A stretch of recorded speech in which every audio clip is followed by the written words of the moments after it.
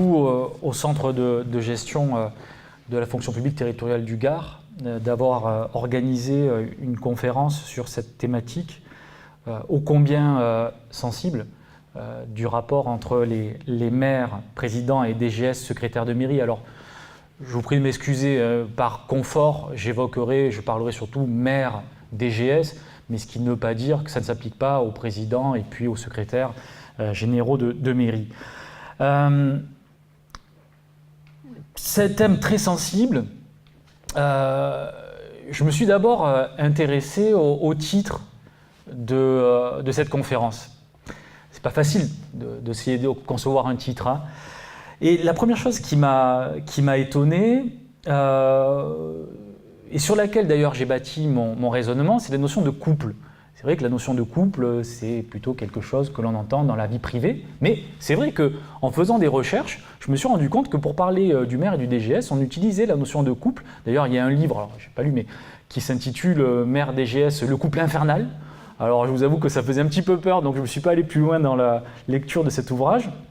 Mais la relation maire-DGS, effectivement, c'est une relation qui est très, très particulière. Alors, on parle de tandem, on parle de binôme, on parle de couple. Donc, j'ai trouvé intéressant, effectivement, cette notion, et je vous expliquerai que c'est à partir de là que j'ai construit un petit peu la réflexion de cette conférence. Ce qui m'a étonné aussi, c'est l'utilisation du pronom personnel, son. Le maire est son DGS. Mais le juriste est étonné, mais le praticien ne l'est pas. Parce que pour discuter et voir le fonctionnement des maires DGS, un maire parle de son DGS ou de sa DGS, et puis à l'inverse, le DGS parle de son maire. Donc c'est quelque chose qui finalement est très surprenant lorsqu'on le lit et si on n'est pas un initié, mais quand on pratique, ça n'a rien de surprenant. Mais c'est aussi très révélateur de la relation qui se tisse entre les deux personnes, les deux autorités, où pourtant il y a quand même une césure. Hein. Ce que Madame la Présidente a dit, c'est-à-dire le politique et l'administratif, l'élu et le technicien, et pourtant les choses ne sont pas si simples que ça, et d'ailleurs je le mettrai en évidence.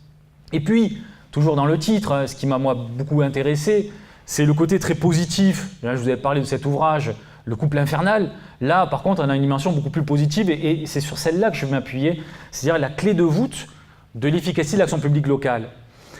Et à partir de là, c'est vrai que je me suis dit, qu'est-ce qui fait qu'au regard des relations parfois très complexes, très tendues qui peuvent exister par rapport à des intérêts divergents, des logiques divergentes entre un maire et son DGS, qu'est-ce qui fait que ça peut fonctionner? Et donc, je me suis un petit peu basé sur la vision qu'on peut avoir d'un couple, et d'un couple vraiment sentimental. Qu'est-ce qui fonctionne? Ce qui fonctionne, alors je reprends un peu la formule aussi de Saint-Exupéry, hein, le couple, c'est pas se regarder dans les yeux, mais c'est regarder dans la même direction. Et c'est la même image que l'on va pouvoir utiliser pour la relation maire-DGS. C'est-à-dire que, au-delà des différences, qu'il ne faut pas nier, qu'il ne faut pas gommer, mais qu'il faut assumer et comprendre. Au-delà des différences, il faut essayer de trouver la complémentarité. Et c'est ce qui fait que le couple maire-DGS va fonctionner ou pas fonctionner. C'est à partir de ces différences, est-ce que l'on va pouvoir trouver la complémentarité? Et il y a des éléments, il n'y a pas de fatalité par rapport à ça, comme dans un couple. Il n'y a pas de fatalité à essayer de développer la complémentarité dans ces fonctions de DGS et dans ce mandat de maire d'élu. Et donc, du coup, c'est l'objet de ce plan en deux parties. En bon juriste que je suis, j'ai fait mes deux parties. Effectivement, la problématique essentielle dans la relation maire-DGS, c'est le fait qu'il y a des différences et que forcément, naturellement, ça va tirailler d'un côté, de l'autre, mais que ce qui va, quelque part, permettre de dépasser les différences, c'est donc cette vision de complémentarité. Avant d'aborder ces deux parties, je voulais faire une petite introduction historique avec une réflexion. Est-ce que le lien maire-DGS, est-ce que d'abord c'est quelque chose d'inévitable? Est-ce que toutes les communes qui ont forcément un maire, mais est-ce qu'elles ont forcément un DGS? Est-ce qu'elles ont besoin d'un DGS? Et il se trouve que j'ai grandi de l'autre côté du Rhône, à côté d'Arles, et j'ai fait mes études à mon collège, mon lycée à Arles, et il se trouve que dans cette ville un peu particulière, c'est vrai, pendant plusieurs années, dans les années 2000, le maire n'avait pas de DGS. Ça avait été un choix, une volonté. Il n'y avait pas de DGS. Par contre, il y avait 3 directeurs généraux qui faisaient fonction, quelque part, de directeur général de service. Ce qui pourrait laisser penser que le couple maire-DGS n'est pas un couple qui va de soi. Bon, vous avez bien compris que si je vous cite l'exemple d'Arles, c'est que j'en ai pas d'autres, et qu'en réalité, toutes les mairies, quelle que soit leur taille, ont... Alors, de ci, de là, hein, quand on lit la Gazette des communes, on voit un exemple d'un maire qui a décidé de faire fi de cette règle et qui s'est séparé de son DGS et de son DGST, mais c'est quand même extrêmement marginal par rapport à la réalité. Donc le couple maire-DGS, il existe. Et il existe depuis l'origine. Depuis l'origine, alors l'origine, je ne vais pas remonter à l'Ancien Régime, parce qu'il y avait des maires sous l'Ancien Régime, mais je vais remonter plus près, c'est-à-dire à la Révolution française, lorsqu'on a créé les communes en 1789.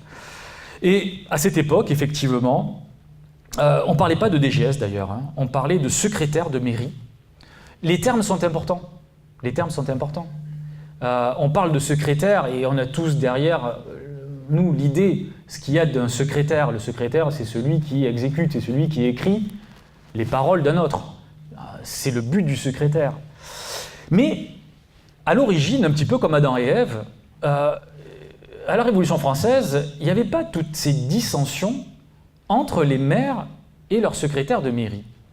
Pour une raison qui était assez simple.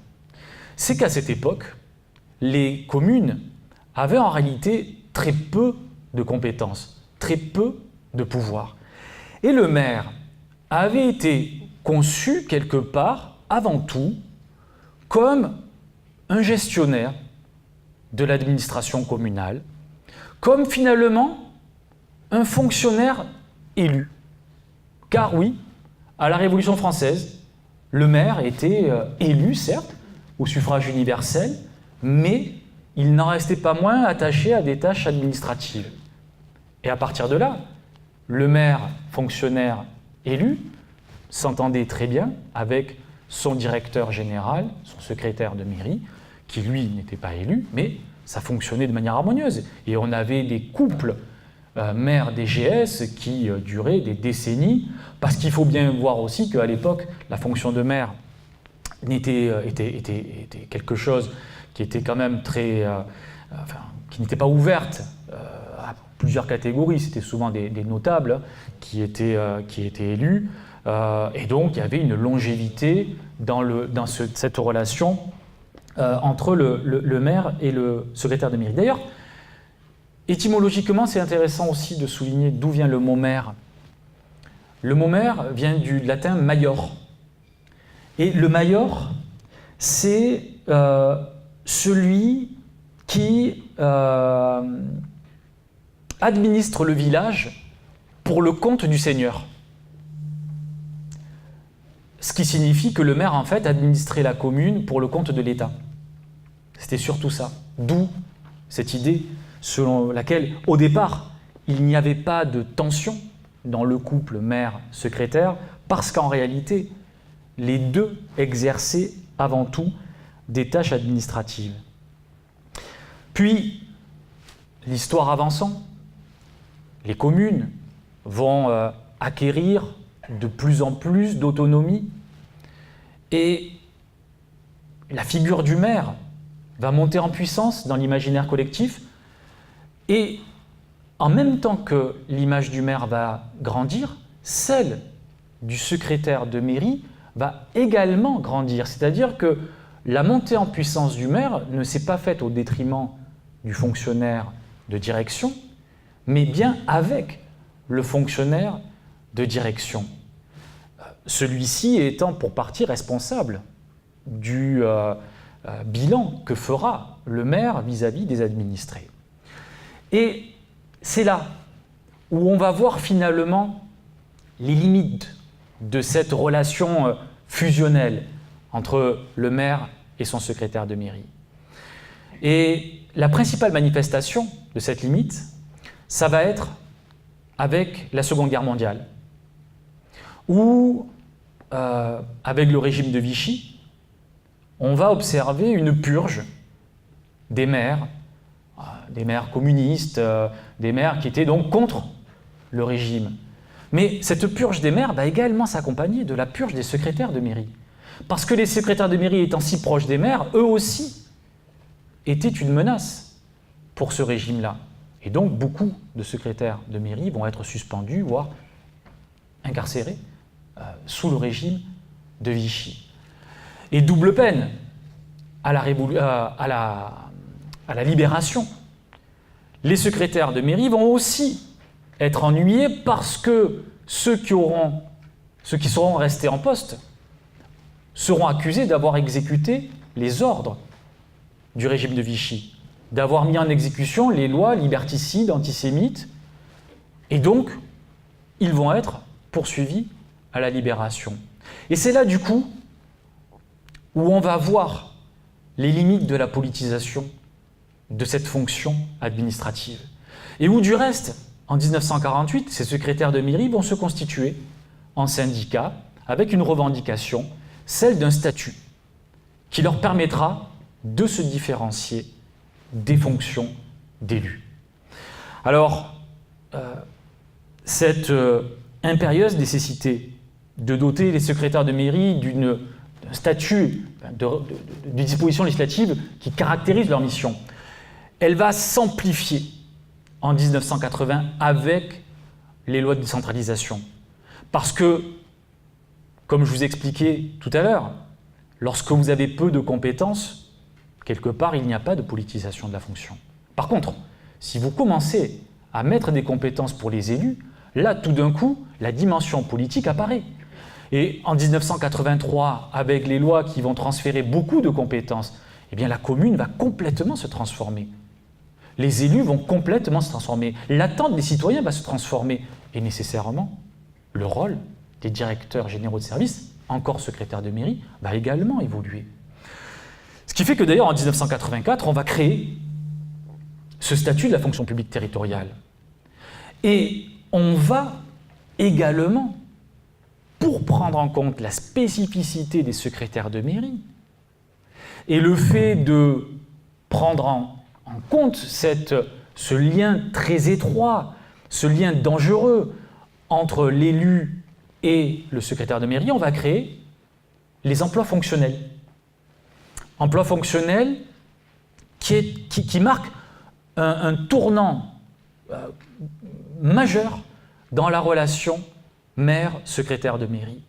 Avant, je vous l'avais expliqué, c'était une relation relativement harmonieuse, où on choisissait son secrétaire de mairie, et tant qu'on était élu, et si on était réélu, on ne changeait pas de secrétaire de mairie. Là, avec l'emploi fonctionnel, c'est-à-dire la possibilité finalement pour un élu de se séparer de son secrétaire de mairie simplement parce que la confiance est rompue, et même s'il n'y a eu aucune faute professionnelle, on voit que du coup, il n'y a plus de CDI, c'est un CDD.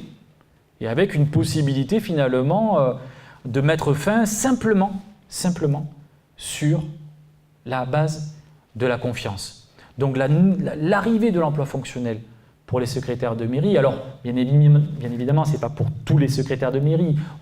L'emploi fonctionnel, vous le savez, l'emploi fonctionnel est lié à la notion de politique. Et donc, on a fixé des seuils, aujourd'hui, le seuil étant à 2000 habitants pour les emplois fonctionnels. Mais c'est un virage majeur, malgré tout, dans cette relation élu-cadre-dirigeant.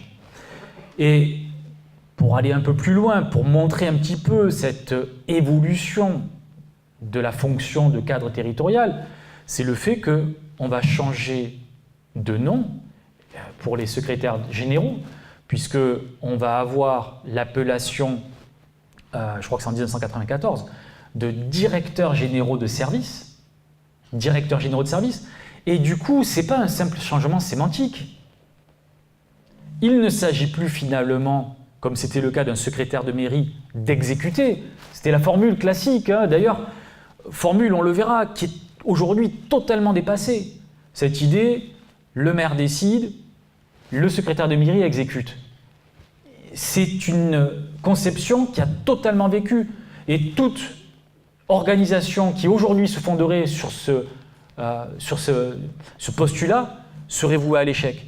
Et du reste, du coup, on a utilisé la fonction de direction générale de service, avec cette dimension beaucoup plus managériale du directeur, et avec la nécessité de redéfinir ou de définir les relations entre l'élu et le directeur général de service. Très important cette notion de direction générale de service, qui témoigne de deux éléments en relation avec la décentralisation.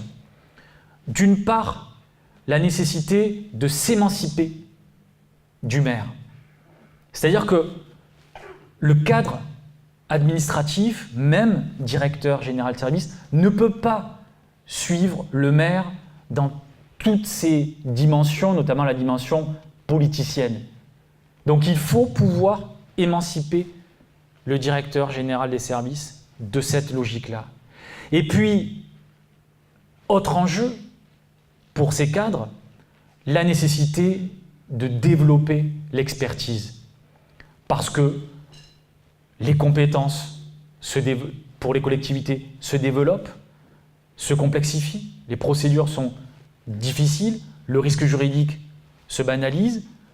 L'élu n'a pas forcément, ce n'est pas sa mission forcément première, de s'intéresser à tout ça, donc il va falloir professionnaliser aussi la fonction de cadre territorial, ce qui se passera notamment dans les années 80. Et du coup, d'une relation de soumission du secrétaire de mairie envers le maire va apparaître une relation guidée par la méfiance. Mais la méfiance, c'est aussi la confiance. Et donc c'est un changement de nature de relation. Alors que la loyauté due par le secrétaire général au maire était auparavant formée sur une relation de longue durée, celle-ci est progressivement devenue contractuelle et à durée déterminée. Alors bien évidemment, il convient là aussi de tempérer un petit peu mes propos en opérant une distinction entre les directeurs généraux de service et d'une manière générale entre les emplois fonctionnels et ceux qui ne sont pas en emploi fonctionnel. Les règles statutaires ne sont pas les mêmes et aussi la relation avec l'élu n'est pas la même. Mais au-delà d'ailleurs de ce problème, de cette distinction très importante, selon que le cadre dirigeant est sur un emploi fonctionnel ou pas, bien évidemment, ce que je vais vous dire là, ce sont des règles générales.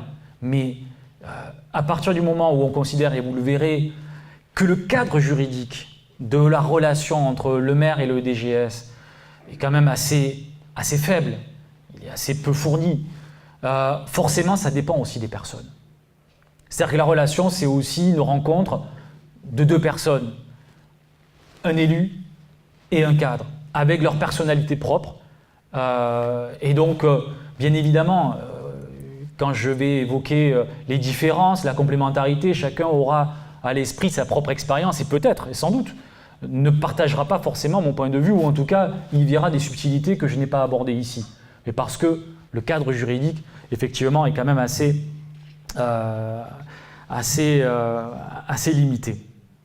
Alors, pour d'abord commencer sur le couple maire DGS, donc, qui est alors fragilisé.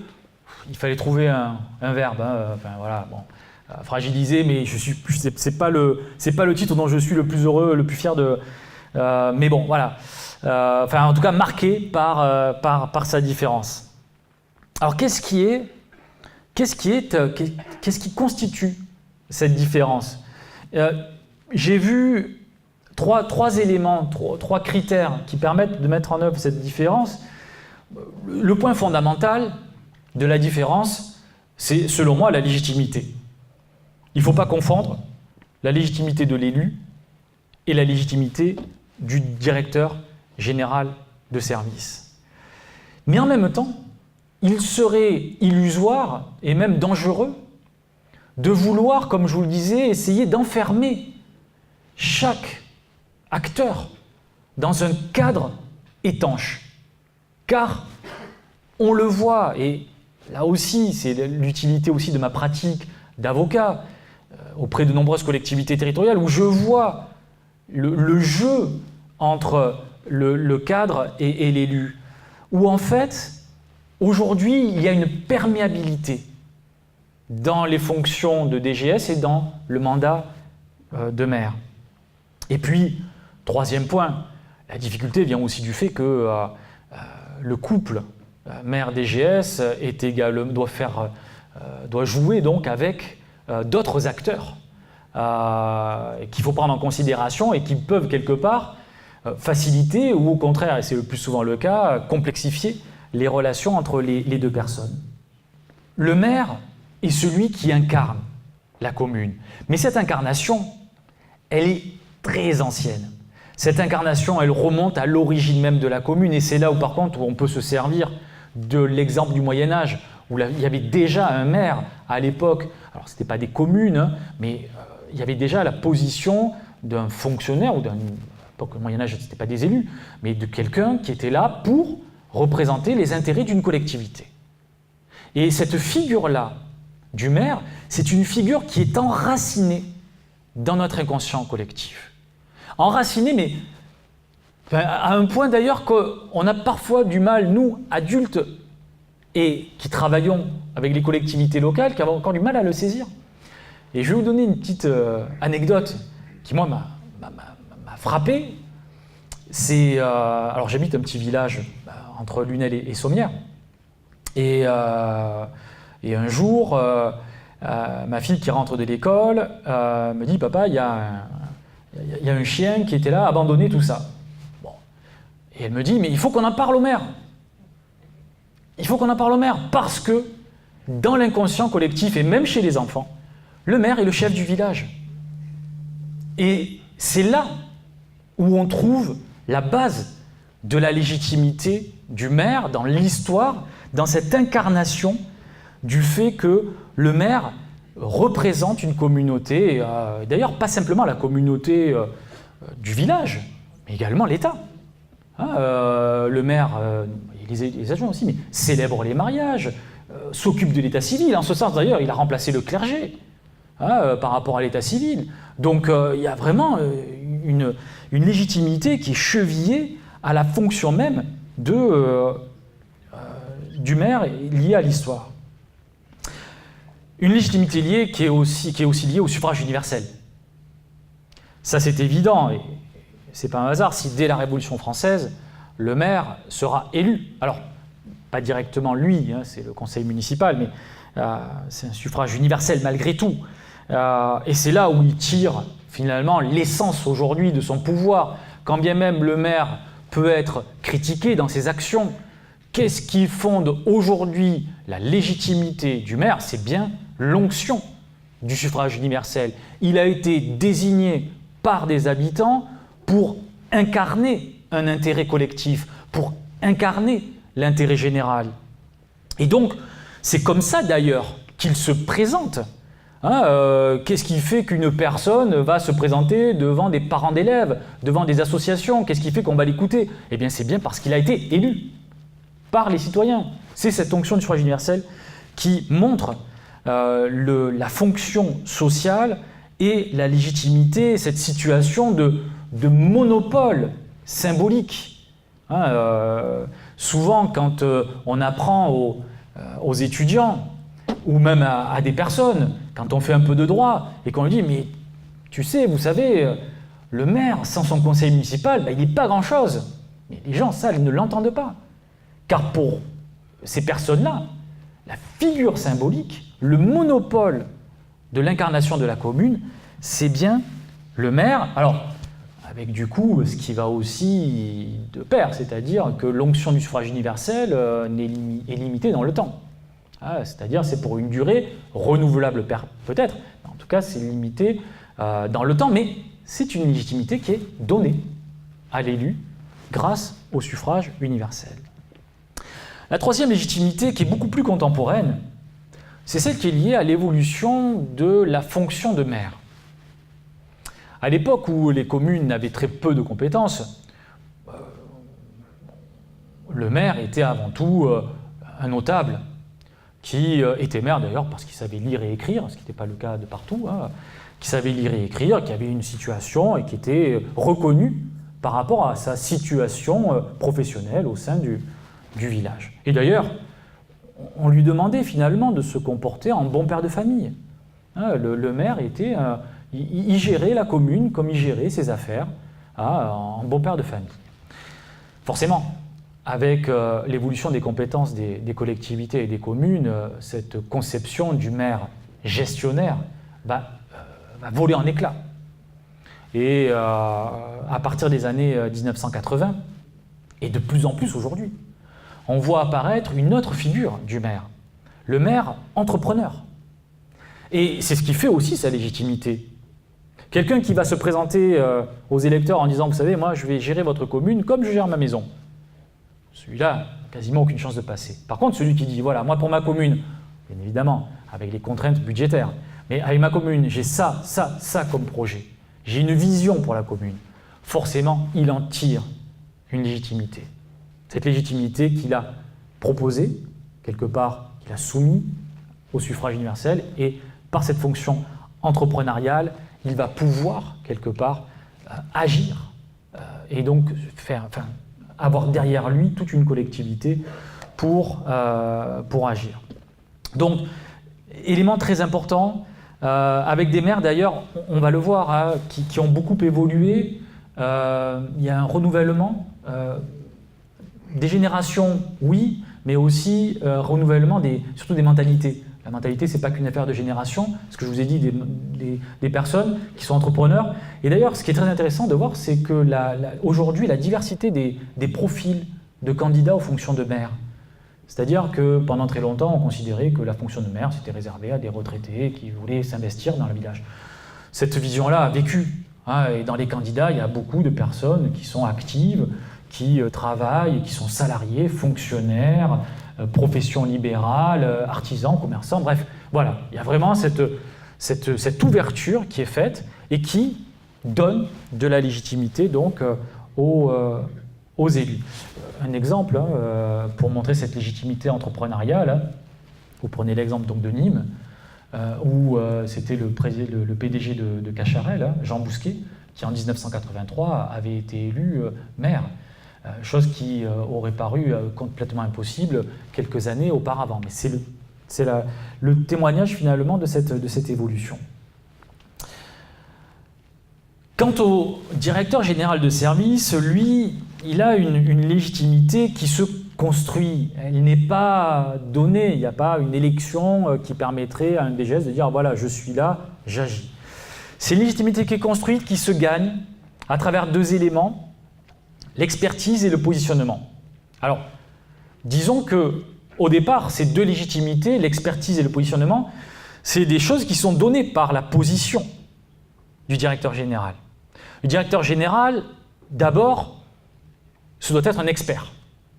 Un expert, on parle d'un technicien, mais plus qu'un technicien, moi je pense que c'est un expert. C'est-à-dire c'est quelqu'un qui doit avoir une connaissance des problématiques de la collectivité territoriale, qui doit maîtriser les domaines de compétences.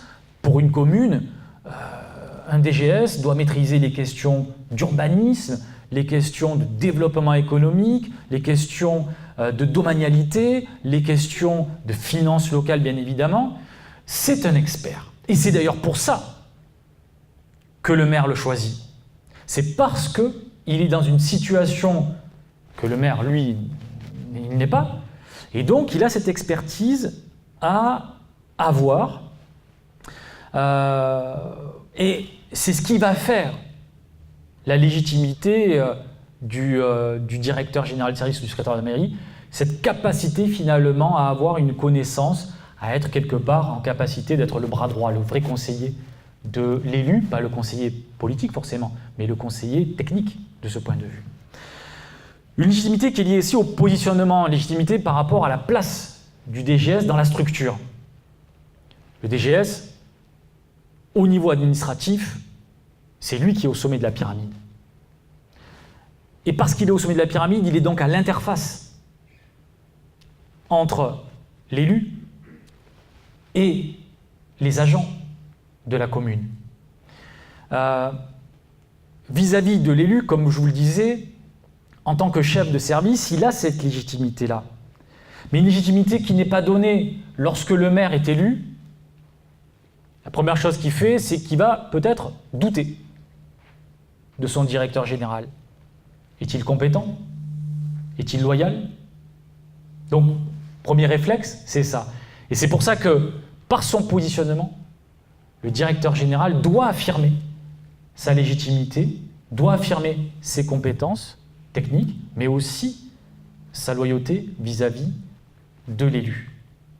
Vis-à-vis des agents aussi, il y a une légitimité à construire. Certes, le directeur général est au sommet de la pyramide, mais si on l'a placé là, c'est qu'il y a une raison. C'est bien parce que, je ne vais pas reprendre l'expression de Chirac en parlant de Juppé, le meilleur d'entre nous, mais c'est bien parce qu'il a quand même une qualité qui justifie sa présence. Et vis-à-vis des autres agents, il doit être en situation d'assumer, d'affirmer cette légitimité par son expertise. Et donc, ça peut être toujours très délicat, parce que vis-à-vis des agents, la position du maire, du DG par rapport au maire, c'est quelque chose qui peut être compliqué. N'est-il pas trop près du maire, au risque de se détacher des agents? Ou au contraire, est-il trop près des agents, mais du coup ne respecte-t-il pas la volonté de l'élu? Bref, un positionnement qui est très, très, très compliqué. D'ailleurs, on le verra lorsque j'évoquerai la question des acteurs qui viennent quelque part un petit peu remettre en question le jeu directeur-maire. Des légitimités différentes, des fonctions différentes. Bien évidemment, le maire est là pour pour décider, définir une politique. Le directeur est là pour l'aider à la mettre en œuvre. Ce que je voudrais signaler ici, c'est que il serait beaucoup trop simpliste et erroné de vouloir mettre cette barrière étanche entre les maires et les directeurs généraux de service. D'ailleurs, un indice pour voir un petit peu la perméabilité, c'est qu'il n'est pas rare que des élus deviennent DGS, ou d'ailleurs soient DGS en même temps, et également que des DGS deviennent par la suite élus. C'est des choses qui sont extrêmement fréquentes. Donc, déjà en soi, vouloir scinder de manière claire et absolue les fonctions de maire et de DGS, c'est, selon moi, quelque part, nier une réalité pratique, une réalité politique, sociologique même, dans les fonctions de maire et d'élu. Et du coup, qu'est-ce que l'on voit? On voit que les directeurs généraux de service ont une fonction politique. Bien sûr, ils n'ont pas de mandat. Bien sûr, ils ne sont pas là pour se substituer aux élus. Ils ne sont pas là pour décider à la place des élus. Mais ils ont un rôle politique. Et tout directeur général des services qui réfuterait consciemment cette réalité, à mon avis, n'exécuterait pas bien ses missions. Lorsque vous êtes en charge de l'élaboration d'un plan local d'urbanisme, on peut se dire que c'est quelque chose qui est très administratif. Mais non, un PLU, c'est éminemment politique. Et sachant que une des fonctions du directeur général des services, c'est d'éclairer le maire dans la prise de décision. C'est de dire, monsieur, madame le maire, il y a d'autres solutions qui sont envisageables, juridiquement faisables, techniquement possibles. Ah, et donc on ouvre le champ de vision politique. Donc, par la position du directeur général, il y a une dimension éminemment politique. Pas politicienne, mais politique. Et ça, quand même, c'est une évolution par rapport à la conception traditionnelle que l'on peut avoir de l'administration. Une administration qui est là, souvent, c'est ce qu'on peut entendre, et c'est vrai. Une administration, c'est-à-dire le maire, lui, il est élu pour un mandat de tant d'années, peut-être sera-t-il renouvelé, mais moi, je suis là pour assurer l'intérêt général, assurer la continuité de l'administration municipale. C'est vrai, c'est vrai. C'est pour ça qu'il ne faut pas confondre l'administration de l'élu. Mais il ne faut pas nier qu'il y ait des interactions et des perméabilités dans les différentes fonctions. Quant aux maires aussi, ils ont évolué. Parce que là aussi, les compétences des collectivités se sont amplifiées, les compétences des communes se sont développées. Comme je l'ai expliqué, on ne peut plus avoir un maire qui se contente de gérer sa commune comme ça. Non, on a besoin d'avoir un maire qui est au courant des dossiers, mais qui est au courant aussi du fonctionnement de son administration, parce qu'il sait que tous les projets qu'il a arrêtés avec son équipe ne pourront être mis en œuvre que si derrière l'administration suit. Donc il est obligé d'avoir cette casquette un peu de manager. D'ailleurs, le Code général des collectivités territoriales ne s'y trompe pas. Il est bien écrit, le maire est seul chargé de l'administration. C'est une responsabilité dont le maire ne peut se défausser. C'est lui, l'autorité territoriale, c'est lui qui a une autorité sur les agents, les mutations, l'avancement, sur les sanctions, le cas échéant, le pouvoir disciplinaire. Donc le maire ne peut pas rester à l'extérieur du fonctionnement de l'administration. Et donc on a de plus en plus de maires qui s'impliquent dans le management de leur collectivité territoriale, cette fonction managériale. Et là, évidemment, du coup, eh bien, ça peut empiéter sur les compétences du directeur général de service. Et donc, du coup, on voit que la séparation des missions entre un maire et son directeur, ou entre le directeur et son maire, cette séparation n'est pas très claire. Et on verra que d'ailleurs le droit est assez muet sur ces éléments-là. Des différences qui sont aussi alimentées par l'intervention d'autres acteurs. Alors, volontairement, je ne parlerai pas ici des administrés, qui effectivement ont un rôle, mais j'en parlerai plus tard, hein. Ou alors du préfet, ou alors d'associations. Je parle simplement ici au sein de la cellule communale, hein, au sein de cette cellule, quels sont les acteurs. D'abord, il y a les élus, autres que le maire. Et ça, c'est pas facile à gérer dans le couple maire, directeur général, les adjoints notamment, qui ont des délégations et qui, pour exercer utilement ces délégations, vont devoir aussi s'appuyer sur le directeur général des services ou le secrétaire de mairie.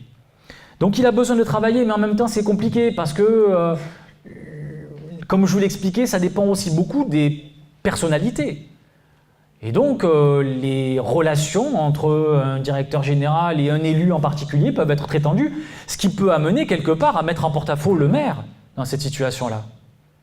Donc c'est compliqué de gérer d'autres personnalités qu'une seule.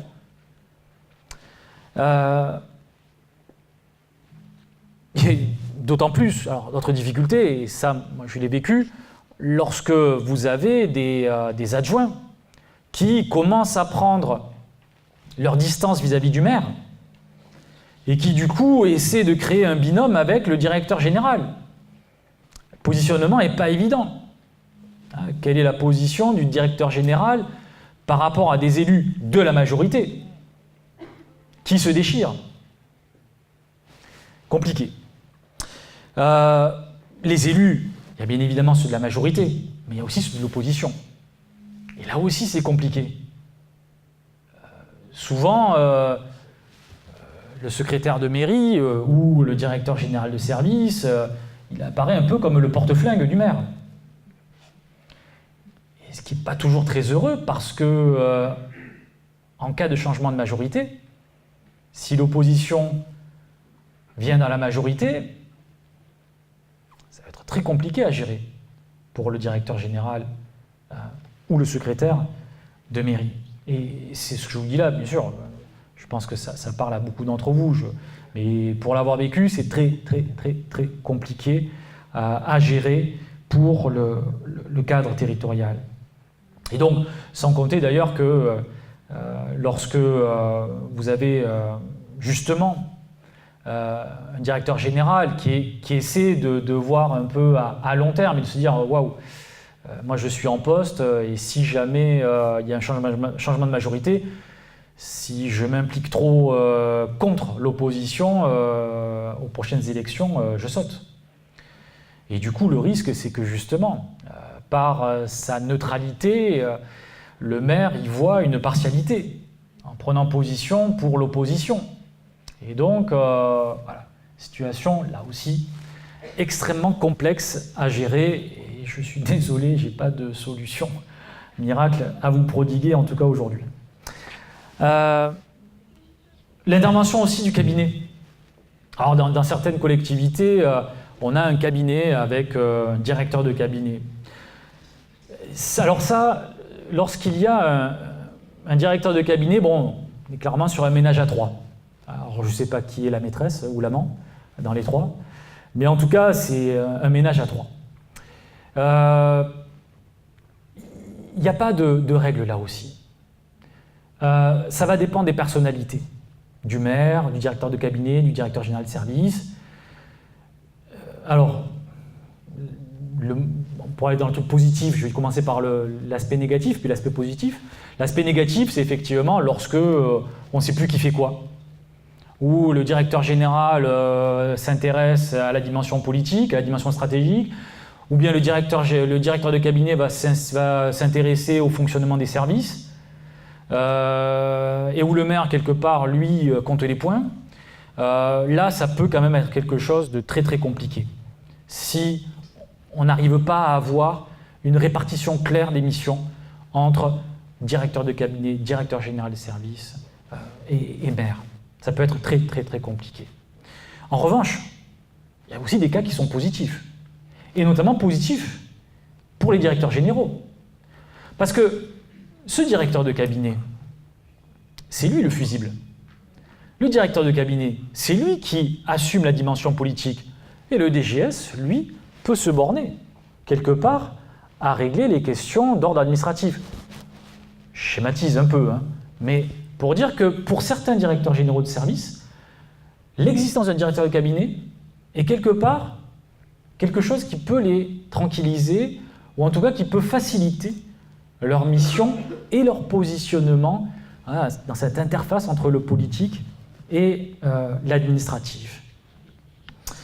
Et puis l'intervention donc d'autres agents, parce qu'effectivement c'est très, très compliqué. Comme je vous le disais, vous avez à la fois un maire qui est le chef de l'administration municipale et un directeur général qui est responsable du fonctionnement des services. Et vis-à-vis des agents, c'est pas évident, et je reviens sur ma légitimité, parce que la place du directeur général par rapport au maire, par rapport aux agents, est très compliquée. Si le directeur général est trop politisé, dans ce cas-là, les agents qui, eux, ne le sont pas, ou qui sont de l'autre bord politique, ils vont avoir du mal à exécuter les ordres du directeur général. Et si jamais, donc, une fois de plus, le directeur général reste en dehors de la dimension politique, si vous avez des fonctionnaires qui, eux, soutiennent le maire, ils vont dire « mais il faut se bouger un peu ». Donc, entre le marteau et l'enclume, c'est pas évident.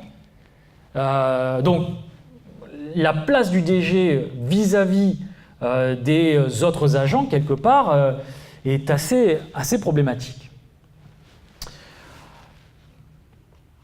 Par chance, il y a des couples qui fonctionnent. Et le secret de ce fonctionnement harmonieux, plus ou moins, c'est la complémentarité. Une complémentarité qui, évidemment, c'est pas un mariage d'amour, forcément, ça peut l'être, mais c'est quand même, on est sur le domaine professionnel, donc c'est surtout un mariage de raison, avec la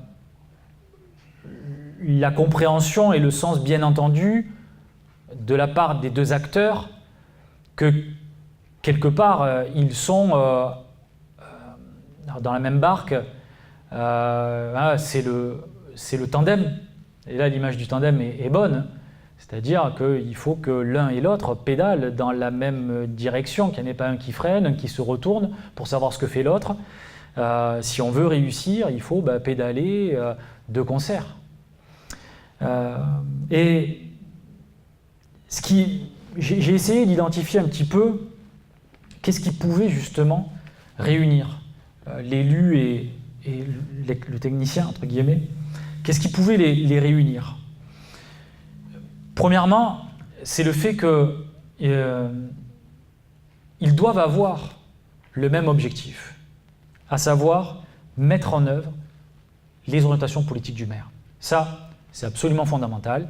C'est-à-dire si jamais vous n'avez pas ça, c'est-à-dire si jamais vous avez un directeur général, un secrétaire de mairie qui est réticent à la mise en œuvre des orientations politiques, et c'est pour ça que je dis que la fonction de cadre territorial à ce niveau-là est une fonction éminemment politique, mais il faut mettre en œuvre les orientations politiques, mais ce qui veut dire aussi, et ça c'est important, il faut quand même que le projet politique du maire soit clair. Parce que parfois, c'est aussi un petit peu ce qui manque. Si le directeur général n'a pas cette vision politique du maire, comment va-t-il pouvoir s'organiser? Comment va-t-il pouvoir motiver ses équipes si jamais il n'y a pas de cap? Si jamais le maire n'a pas fixé de cap? Donc, le cadre, autant l'élu a besoin du cadre pour mettre en œuvre la politique, autant le directeur a besoin aussi du maire pour que celui-ci définisse clairement cette politique, qu'il mette en place ensemble une feuille de route. Et donc, c'est très important que le maire rappelle régulièrement aux agents les choix politiques et stratégiques, parce que c'est absolument fondamental de donner ou redonner du sens à l'action publique locale. Sans ça, ça ne peut pas fonctionner. Deuxième élément, deuxième objectif commun, c'est de satisfaire les besoins et les attentes des administrés. C'est très important. Aujourd'hui, on le sait, la vision des citoyens vis-à-vis des politiques est malheureusement aussi, y compris des maires, qui jusque-là étaient un peu préservés. Mais cette relation est aujourd'hui un petit peu entamée. Les citoyens, finalement, ne croient plus trop dans leurs élus, y compris municipaux. C'est vrai que le fait que les élus aient de moins en moins de moyens n'a pas aidé. Mais ça n'est pas que ça aussi. C'est d'une manière générale la nécessité de restaurer le lien entre les citoyens et les élus. Et ça, l'attelage maire-DGS est absolument fondamental pour la réussite, parce que c'est en lien avec l'élément précédent. Si on met en œuvre les orientations politiques du maire, ça veut dire qu'on fait des réalisations, ça veut dire que les citoyens voient ces réalisations. Et cette synergie de l'équipe municipale, de l'équipe administrative, va permettre, quelque part, de renforcer la légitimité. Parce qu'un citoyen qui ne croit plus dans la commune, bien évidemment, au premier chef, c'est l'élu qui est visé. Mais après l'élu, c'est également le cadre administratif. C'est le DGS. C'est-à-dire que si on ne croit plus dans l'élu, de fait, on ne croit plus dans l'action du cadre administratif. Et donc, la légitimité des administrés, des citoyens, elle est fondamentale. Et pour cela, il y a un intérêt commun du DGS et de son maire pour pouvoir réussir leur action commune. Troisième élément, assurer une bonne gestion administrative et financière. Alors là, c'est plus quelque part aussi en interne. C'est-à-dire que concrètement, si on veut que les services administratifs fonctionnent bien, il faut qu'ils sentent cette synergie entre le maire et son secrétaire ou son directeur général des services. Si l'administration, si les agents sentent des tensions, des oppositions entre ces deux personnes fondamentales, du coup, ça va poser des problèmes administratifs nécessairement. Et puis, bon, la gestion financière aussi de la collectivité, qui est également un élément qui concerne les citoyens. Et puis, j'ai mis un dernier élément, qui là, c'est plutôt l'avocat qui parle, mais l'avocat qui parle en fonction aussi de son expérience, c'est maîtriser le risque juridique. Maîtriser le risque juridique, ou alors j'aurais mieux fait de parler d'ailleurs des risques juridiques. Des risques juridiques en termes de responsabilité. Comme vous le savez, les procédures sont de plus en plus complexes, les jurisprudences de plus en plus fluctuantes. À partir de là, la réussite des deux personnes est fondamentale justement pour sécuriser un petit peu toutes les procédures. Bien sûr, en termes de responsabilité administrative, il n'est jamais agréable de voir la collectivité retoquée par le juge administratif, un plan local d'urbanisme qui est attaqué, qui est annulé, des actes qui concernent aussi les agents, parce que le dossier n'a pas forcément été bien ficelé, ou parce qu'il n'y a pas eu la synergie nécessaire entre le maire et son directeur, eh bien, ça amène à un échec. Donc la responsabilité administrative, mais au-delà, il y a aussi la responsabilité civile et pénale de l'élu et du directeur, qui est importante. Et si jamais il n'y a pas de synergie entre les deux personnes, c'est là où du coup s'immisce le risque sérieux pour des procédures pénales ou civiles qui vont engager la responsabilité personnelle de l'un ou de l'autre, voire même de l'un et de l'autre. Donc la préservation du risque juridique est un impératif qui doit conduire le maire et son cadre à agir de manière la plus harmonieuse, avec le plus de professionnalisme possible. Alors comment mettre en œuvre cette complémentarité? Pour moi, il y a des éléments clés et vous avez vu que j'ai pris soin quand même d'évoquer toujours, à travers les expressions, toujours une interrelation entre les deux. Ce n'est pas un qui doit faire des choses et l'autre attendre. Non, c'est des choses qui sont partagées. Premier élément qui me paraît fondamental, c'est en l'absence de tout texte qui évoque la question des relations maire-DGS, le premier élément, c'est la confiance. Sans confiance, il ne peut pas y avoir de réussite. Alors la confiance, elle est des deux côtés.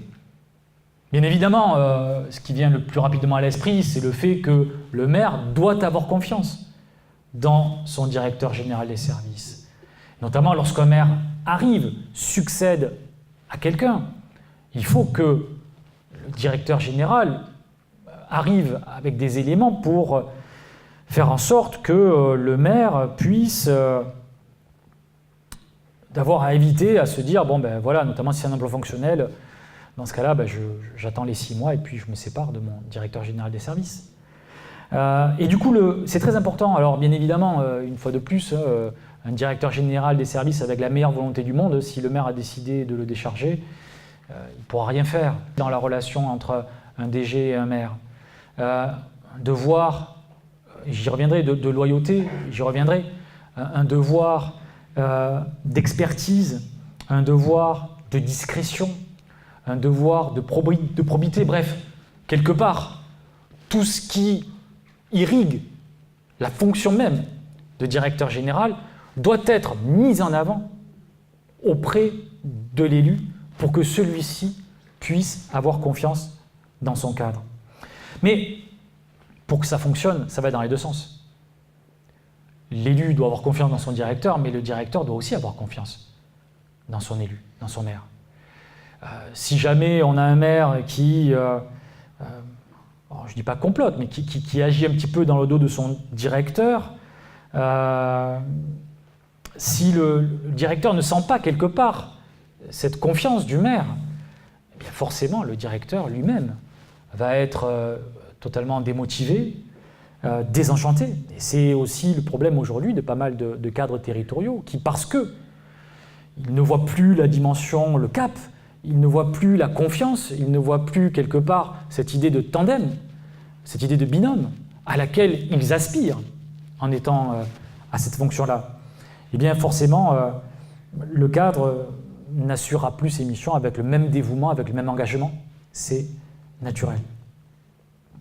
Des compétences partagées aussi, parce que la bonne volonté ne suffit pas. Il faut aussi être compétent. Et les compétences, elles sont des deux côtés.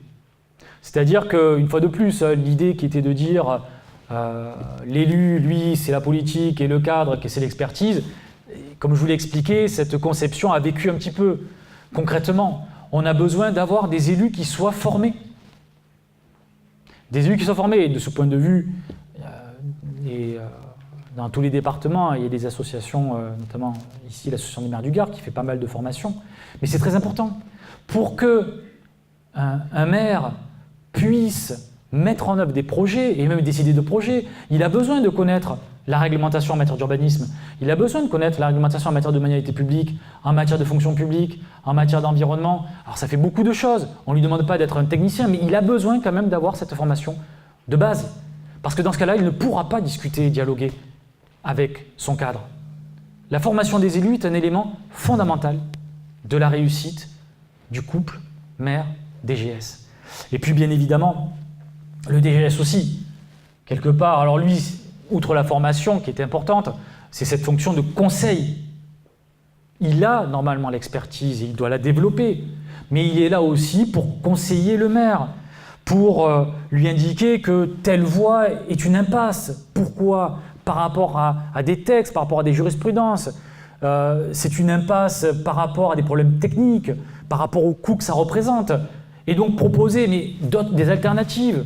Ce n'est pas lui qui décide, mais le rôle, c'est de faire bénéficier le maire de ses compétences. Et le respect mutuel, dernier élément. Là, je reviens sur quelque chose de plus humain, mais le respect, quelque part, c'est à la base de tout. Alors le respect, c'est pas se dire bonjour, se serrer la main tous les matins. Vous l'avez compris, le respect, c'est quand même quelque chose de beaucoup plus profond. Le respect pour un DGS, c'est d'affirmer sa loyauté vis-à-vis du maire, sans remettre en cause, sans dénier ses opinions personnelles.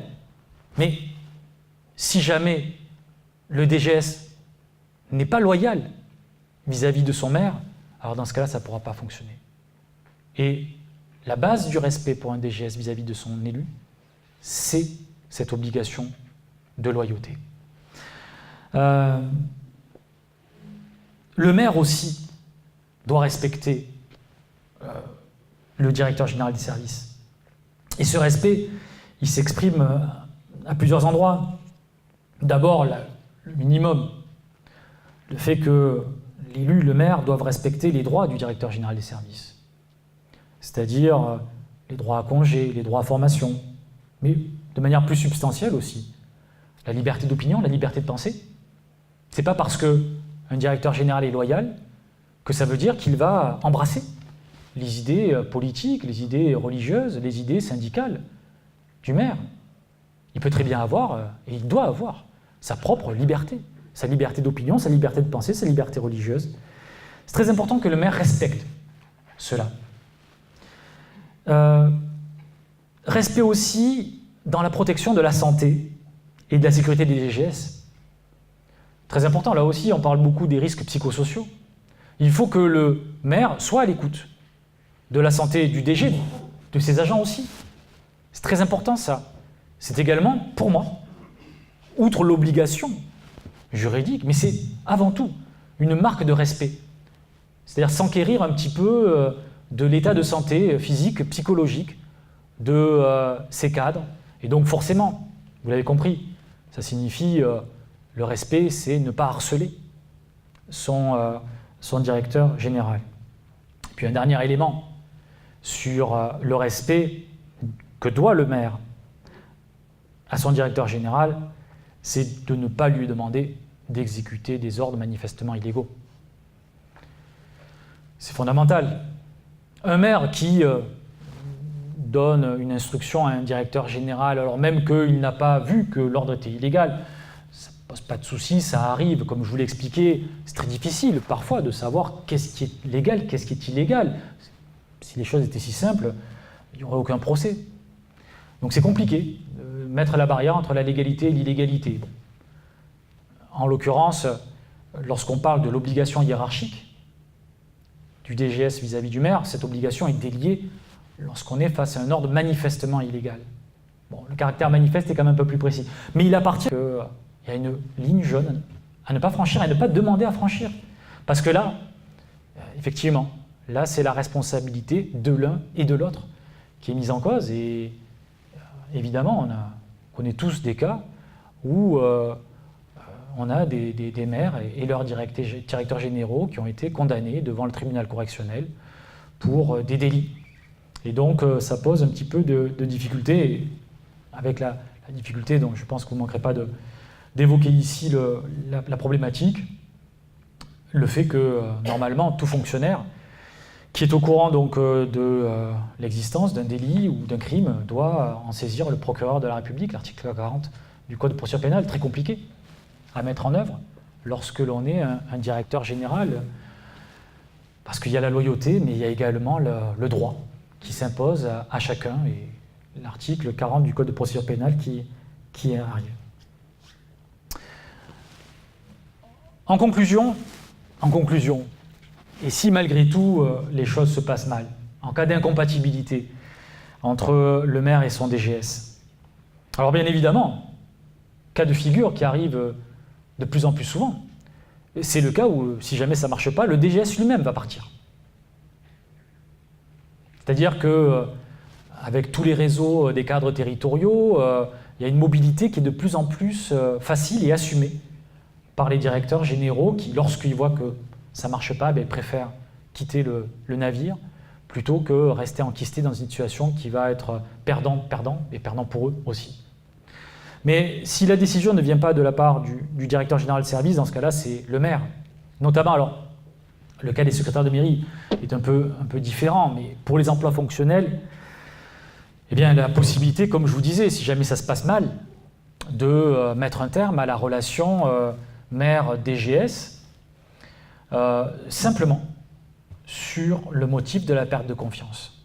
Il n'est pas demandé que le maire démontre une faute de son directeur général des services, simplement qu'il n'a plus confiance en lui. Alors, il y a des garanties quand même qui sont appliquées au directeur général des services qui va être déchargé. La première d'entre elles, c'est sur la motivation. C'est-à-dire quel est le motif pour lequel le DGS a été déchargé. Alors, vous avez compris que la notion de perte de confiance est une notion qui est très, très complexe à définir juridiquement. Ce qui fait que si vous cherchez des jurisprudences sur des hypothèses où le juge a annulé des décisions donc de mettre fin à l'emploi fonctionnel, vous en trouverez peut-être 2 ou 3 qui vont aller dans le sens de l'annulation de la décision de l'élu. Parce que cette notion de perte de confiance, c'est très très compliqué. D'ailleurs, le juge exerce un contrôle restreint, c'est-à-dire qu'il ne sanctionnera que l'erreur manifeste. Alors, on a quelques jurisprudences, mais bon, c'est vraiment dans des cas très particuliers où le maire, lui, a harcelé son DG et l'a placardisé. Là, dans ce cas de figure assez extrême, le juge a accepté d'annuler la décharge de l'emploi fonctionnel. Mais c'est quand même assez compliqué. Il y a des garanties de procédure aussi, des garanties de procédure alors, qui sont un petit peu des garanties formelles par définition. Notamment le fait qu'il faut respecter un délai de 6 mois entre l'élection de l'exécutif ou la nomination de l'emploi fonctionnel et la signature de la décision mettant fin au détachement. 6 mois, alors pourquoi? Délai de réflexion. Voilà. Bon. On sait très bien que parfois la décision est prise dès que l'élu est arrivé, mais bon, 6 mois, c'est aussi peut-être pour justement éviter des décisions hâtives et puis aussi permettre à l'agent, quelque part, d'envisager une évolution dans sa carrière. D'ailleurs, la carrière, il y a un principe de continuité dans la carrière, hein, puisque en fin de détachement, bien évidemment, on quitte l'emploi, mais ce n'est pas pour autant que de droit, on quitte la collectivité, parce que il y a une solution qui est très difficile à mettre en œuvre, mais si, à l'issue de l'emploi fonctionnel, s'il y a un emploi vacant qui correspond au grade du fonctionnaire, dans ce cas-là, il faudra affecter l'ancien directeur général à ce grade-là, à cet emploi-là. Bon, c'est compliqué, c'est très compliqué. Très compliqué parce que déjà, premièrement, c'est pas toujours qu'il y a des emplois qui sont vacants, puis c'est très compliqué, humainement, ça ressemble un peu à de la placardisation, et ça, voilà, ça pose un problème.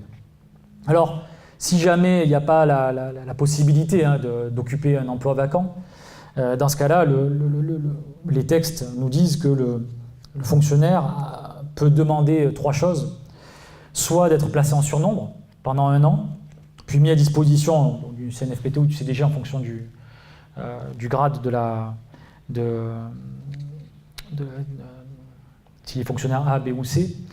En attendant d'une nouvelle affectation, bon, c'est que c'est compliqué. C'est compliqué, une fois qu'on est mis en surnombre, c'est compliqué de retrouver un emploi, en tout cas le directeur général. Deuxième possibilité, la possibilité de demander à bénéficier d'un congé spécial. Alors ça, c'est surtout pour les directeurs qui arrivent en fin de carrière, hein. C'est un congé de 5 ans à l'issue duquel le fonctionnaire est mis à la retraite. Et puis aussi possibilité d'être demandé à être licencié, tout simplement. Et donc, par rapport à ça, bon, il y a une question qui se pose sur la question, est-ce qu'il faudrait... alors, quand je parle de statut, ce n'est pas un texte spécifique, mais est-ce qu'il ne faudrait pas, notamment c'est un décret de 1987, 30 décembre 1987, qui gère un peu les fonctions de directeur général de service, et c'est vrai que le texte est assez lacunaire. L'article 2 du décret qui nous dit que c'est lui qui est chargé de diriger l'ensemble des services de la commune et d'en coordonner l'organisation. Mais au final, il n'y a pas de définition juridique du rôle du DGS. Il n'y a pas de définition juridique claire, et notamment, il n'y a pas de définition juridique qui soit en adéquation avec les missions effectives du directeur général des services. En fait, au regard des lacunes des textes, on peut dire que la marge de manœuvre des DGS est celle que les maires veulent bien leur donner. Et ça pose un problème, ça pose de nombreuses incertitudes. Quelle mission, du coup, pour les DGS, selon la collectivité dans laquelle ils vont travailler, ce ne sera absolument pas les mêmes missions, alors que ce sera les mêmes collectivités, les mêmes strates, mais absolument pas les mêmes missions. Quelle responsabilité aussi du directeur général par rapport à ça? Je vous l'ai dit, c'est un problème extrêmement sensible.